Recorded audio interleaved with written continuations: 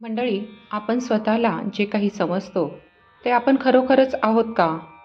आपण देह आहोत की आत्मा? याच प्रश्नांचं उत्तर या समासामध्ये श्री समर्थ रामदास स्वामींनी आपल्याला दिलेलं आहे.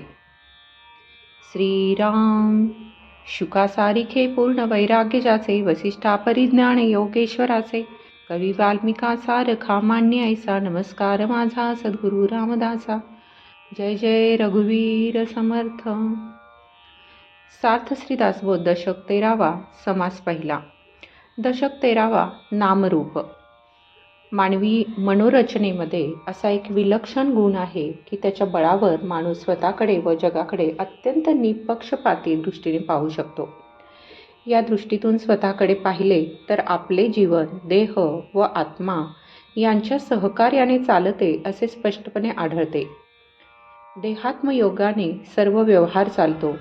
त्यात देह जड व अनित्य आहे आणि आत्मा सूक्ष्म व नित्य आहे. या आत्म्याचे कौतुक पाहायला शिकणे हे परमार्थाचे एक महत्त्वाचे अंग समजावे. आत्म्याचे कौतुक पाहायचे असेल तर आत्मानात्मविवेक करावा लागतो. त्यासाठी सृष्टीच्या आरंभापर्यंत जावे लागते. मूळ निर्विकार परब्रह्मामध्ये संकल्प उदय पावला त्यास 2 अंगे असतात. अष्टधा प्रकृतीचे एक अंग आणि अंतरात्म्याचे दुसरे अंग. या प्रकृती पुरुषापासून सर्व विश्व निर्माण झाले. ज्या क्रमाने विश्वाची उभारणी होते त्याच क्रमाने विश्वाची संहारणी होते. पंचभूतात्मक विश्व नाशवंत असते तर आत्मा तेवढा शाश्वत असतो. या विश्वाचा कर्ता कोण असा प्रश्न विचारता येत नाही, कारण सदवस्तूच्या दृष्टीने हे विश्व लटके असल्याने जे नाहीच नाही त्यास कोणी कर्ता असत नाही. हे विश्व मानवी मनाला वेगळेपणाने भासते. मुळात ते परमात्म स्वरूपच असते. मग जे झाले असे दिसते ते स्वभावताच होऊन जाते. आत्मानात्म विवेक करून अनात्म बाजूस सारावे. अनात्म सुटले की वृत्ती मूळ मायेपर्यंत पोहोचते. तेथे ज्ञान आणि उपासना एकच होतात. मी त्याचा आहे येथपासून उपासनेस आरंभ होतो. मी तोच आहे या अवस्थेत तिचे पर्यवसन होते. भक्त देवाशी एकरूप होतो हेच ज्ञानाचे लक्षण आहे. मी खरा करता नसून अंतरात्मा सर्व करता आहे या अनुभवापर्यंत पोहोचल्यावर तेथे थांबता कामा नये.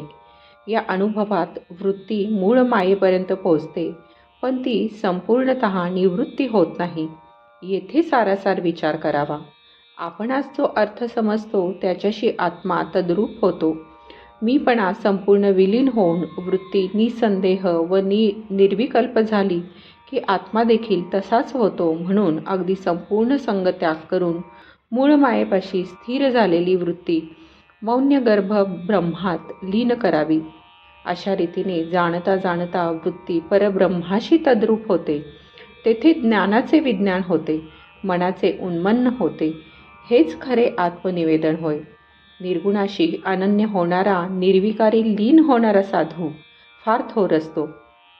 सारांश काय तर सगळे सोडून देवाला धुंडावे, मुख्य कर्त्याला ओळखावे. अंतरात्मा सर्व ठिकाणी व्यापून आहे खरा, पण सर्वच प्राण्यात व माणसात सारख्या सामर्थ्याने तो प्रकट होत नाही.